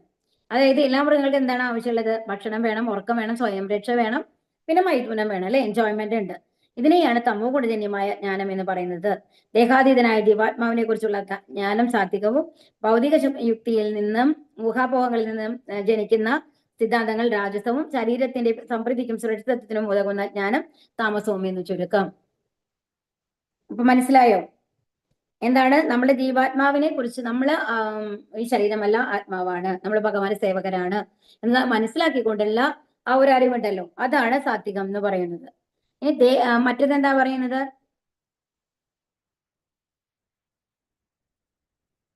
അടുത്ത ജ്ഞാനം ഏതാ പറയുന്നത്? നമ്മളുടെ ഈ ശരീരം തന്നെയാണ് നമ്മൾക്കുള്ളൂ, ആത്മാവ് വേറെ ഇല്ല. അതിനനുസരിച്ച് നമ്മൾ പ്രവർത്തിക്കുന്നതാണ് രജോ ഗുണം എന്ന് പറയുന്നത്. ഇനി അടുത്തത് എന്താണ്? ശരീരത്തിന്റെ സമൃദ്ധിക്കും സുരക്ഷിതത്തിനും ഉതകുന്ന ജ്ഞാനം. അതായത് നമ്മളുടെ ശരീരത്തിനെ കുറിച്ച് മാത്രമാണ് നമ്മൾ ബോധം ചെയ്യുന്നത്, മറ്റുള്ളവരെ കുറിച്ച് ആരും ബോധം ചെയ്യുന്നില്ല, ആരെ പറ്റിയും ബോധം ചെയ്യുന്നില്ല. എനിക്ക് എന്താണോ തോന്നുന്നത്, എനിക്ക് ഇഷ്ടപ്പെടുന്നത് എന്താണോ അത് ഞാൻ ചെയ്യുന്നു. അത് തെറ്റാണോ ശരിയാണോ, മറ്റുള്ളവർക്ക് ദ്രോഹമാണോ, അത് മറ്റുള്ളവരെ എന്റെ നിലനിൽപ്പിന് വേണ്ടിയിട്ട് ഞാൻ മറ്റുള്ളവരെ കൊല്ലുകയാണെന്നുണ്ടെങ്കിലും അതിന് സന്തോഷമായിട്ടാണ് അവർ ചെയ്യുക. കാരണം ഞാനാണല്ല, അവരെ സംബന്ധിച്ച് ഞാൻ എന്നുള്ള ഒരു കൺസെപ്റ്റ് മാത്രമേ ഉള്ളൂ. വേറെ മുമ്പിലുള്ള ഒരാള് നീ എന്നുള്ള ഒരു കൺസെപ്റ്റ് അവരുടെ മനസ്സിൽ വരില്ല. അങ്ങനത്തെ ഒരു ഇതാണ് തമോ ഗുണം എന്ന് പറയുന്നത് കേട്ടോ. നിയതം സംഗരഹിതം രാഗദ്വേഷതകൃതം അഫലപ്രേപ്സുനാ കർമ്മ യത്തസ്വാത്വികം ഉച്യതേ. അനാസക്തമായതും രാഗദ്വേഷരഹിതവും ഫലാസക്തി കൂടാതെയും നിയന്ത്രിതമായ വിധത്തിൽ ചെയ്യുന്ന കർമ്മം സാത്വികമാണ്. ഇനി അടുത്ത കർമ്മമാണ്. ഇപ്പൊ ഞാനാണ് നമ്മൾ പറഞ്ഞത്. ഇനി അടുത്ത എന്താണ്? കർമ്മമാണ് പറയുന്നത്. കർമ്മം എന്ന് പറയുന്നതാണ് അനാസക്തമായിട്ട്, നമുക്ക് അതിനോട് ആഗ്രഹമില്ല. ഇപ്പൊ എല്ലാവർക്കും ഒരു മാതിരി മനസ്സിലായി കഴിഞ്ഞിട്ടുണ്ടാവും. ഈ 17 അധ്യായങ്ങൾ നമ്മൾ പഠിച്ചത് ഇത് തന്നെയാണ്. എന്താണ്? നമ്മുടെ ഭൗതിക കാര്യങ്ങൾക്ക് നമ്മൾക്ക് താല്പര്യമില്ല. പിന്നെന്താണ്? രാഗദ്വേഷരഹിതം, അതിനോട് ഇഷ്ടമില്ല, ദേഷ്യമില്ല. അപ്പം നമ്മൾക്ക് ഒരു കാര്യം ചെയ്യേണ്ടി വന്നു എന്ന് പറഞ്ഞു കഴിഞ്ഞാൽ നമ്മൾ ചെയ്യും. ഇപ്പോ ശരിക്കും പറഞ്ഞു കഴിഞ്ഞാല് നമ്മളൊരു ശുദ്ധഭക്തന്റെ ലെവലിലെത്തിയ ഒരാളാണെന്ന് വെച്ചോളൂ.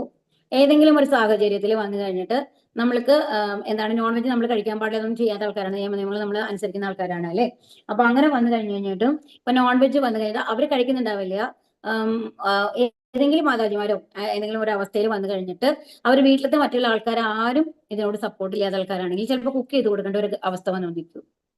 അപ്പൊ അങ്ങനത്തെ അവസ്ഥ എന്ന് പറയുന്നത് അത് അവര് വന്നു കഴിഞ്ഞിട്ട് അവർക്ക് അതിനൊരു താല്പര്യമില്ല, പക്ഷെ വേറെ വഴിയില്ല. ആ ഒരു സന്ദർഭങ്ങളിൽ നമ്മൾക്ക് ചെയ്യേണ്ടത്, അധികം സ്ത്രീകൾക്കാണ് ഇങ്ങനത്തെ സന്ദർഭങ്ങൾ ഫേസ് ചെയ്യേണ്ടി വരിക. അപ്പൊ നമ്മൾ കുക്ക് ചെയ്ത് കൊടുക്കണം. അപ്പൊ നമ്മൾ കുക്ക് ചെയ്ത് കൊടുക്കുകയാണ്. അപ്പൊ ആ കുക്ക് ചെയ്ത് കൊടുക്കുമ്പോൾ ചീത്ത പറഞ്ഞിട്ടല്ല നമ്മൾ ചെയ്യുന്നത്. അപ്പൊ നമ്മൾ എന്താ വിചാരിക്കുക?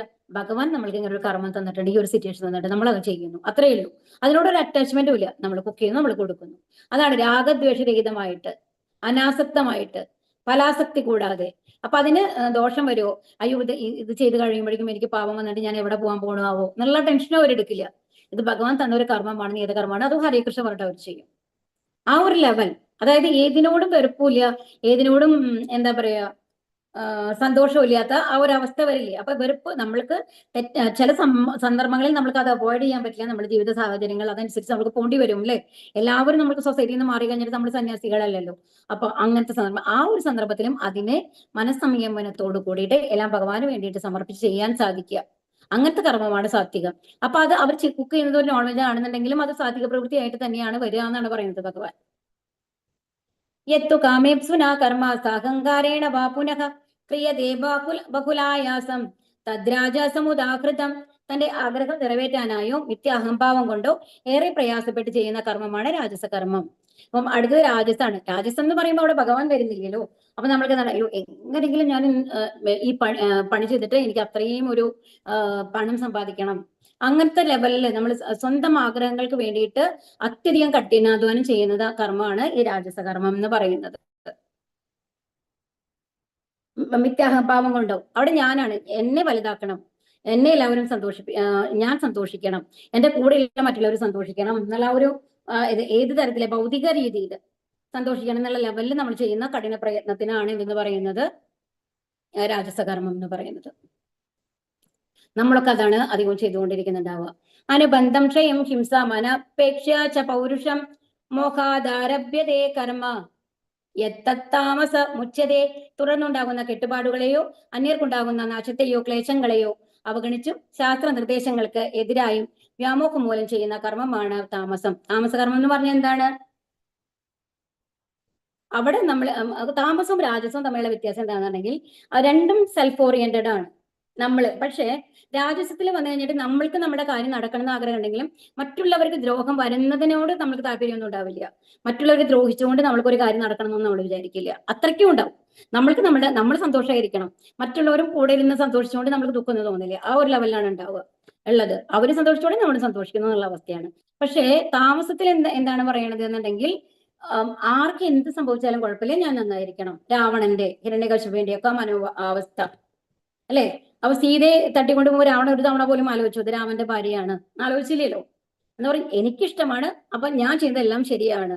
അവിടെ തെറ്റുകളില്ല അവരുടെ നിഘണ്ടുവില്. അതാണ് ശാസ്ത്രനിശ്ചിതമായിട്ടുള്ള പ്രവർത്തനങ്ങളായിരിക്കും അവരെപ്പോഴും ചെയ്യുന്നുണ്ടായിരിക്കുക. അപ്പൊ നാശത്തെയോ ക്ലേശത്തെയോ അവഗണിച്ച്, അതുപോലെ തന്നെ ചില സമയത്തുണ്ടല്ലോ അവരുടെ എക്സ്ട്രീം ഇതാണ്. നമ്മുടെ സൂയിസൈഡ് ബോംബൊക്കെ നമ്മൾക്ക് അറിയാം അല്ലെ? സ്വയം ബോംബ് വെച്ച് മേല് കെട്ടി വെച്ചിട്ടാണ് അവർ അത്രയും ആൾക്കാരെ നശിപ്പിക്കാനായിട്ട് നോക്കുക.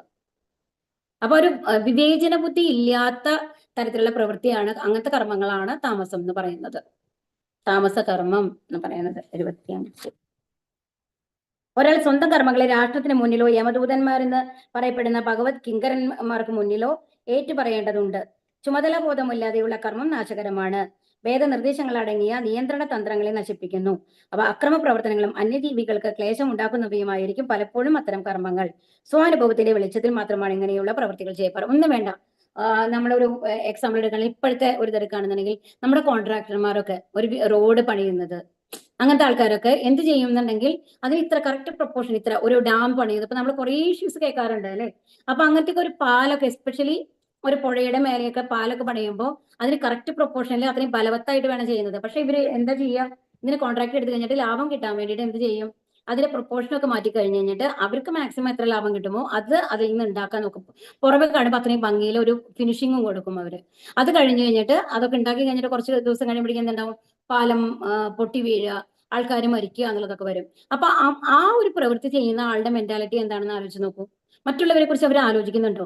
ഇത്രയും ആൾക്കാർ പോകുന്ന ഒരു റോഡാണ്, അത്രയും വലിയൊരു റെസ്പോൺസിബിലിറ്റിയാണ് എനിക്ക് തന്നിട്ടുള്ളത്, അത് ഞാൻ ഏറ്റവും നന്നായിട്ട് ചെയ്യണം എന്നുള്ള ഒരു മനോഭാവത്തോട് കൂടിയിട്ട് വേണം അത് ചെയ്യേണ്ടത്. പക്ഷെ അവരെന്താണ് ചെയ്യുന്നത്? അവർ ഒരിക്കലും ആലോചിക്കുന്നില്ല. ആ പണി കംപ്ലീറ്റ് ചെയ്യുക, നമ്മൾക്ക് കിട്ടേണ്ട പ്രോഫിറ്റ് നമ്മൾക്ക് കിട്ടുക എന്നുള്ളത് മാത്രമാണ് അവർ ആലോചിക്കുന്നത്.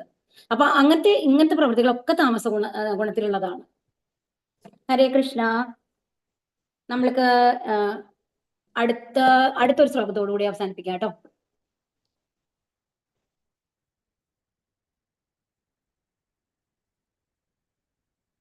അല്ലെങ്കിൽ വേണ്ട, ഇവിടെ നിർത്താം. ഇനി നമ്മൾ സത്വഗുണമാണ് വരുന്നത്. അപ്പൊ 3 ശ്ലോകങ്ങൾ എടുക്കണം. അപ്പൊ ഇവിടെ വെച്ച് നമ്മൾക്ക് അവസാനിപ്പിക്കാം. ഇനി അടുത്ത ക്ലാസ്സിൽ അടുത്ത ശ്ലോകം നമുക്ക് തുടങ്ങാം കേട്ടോ. ഹരേ കൃഷ്ണ. ഹരേ കൃഷ്ണ. മാതാജി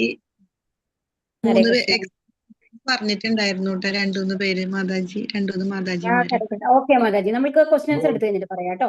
ആദ്യ ക്വസ്റ്റ്യൻ അല്ല, ഇന്ന് ക്വസ്റ്റ്യൻ ആൻസർ ഇല്ലല്ലോ. നമ്മൾക്ക്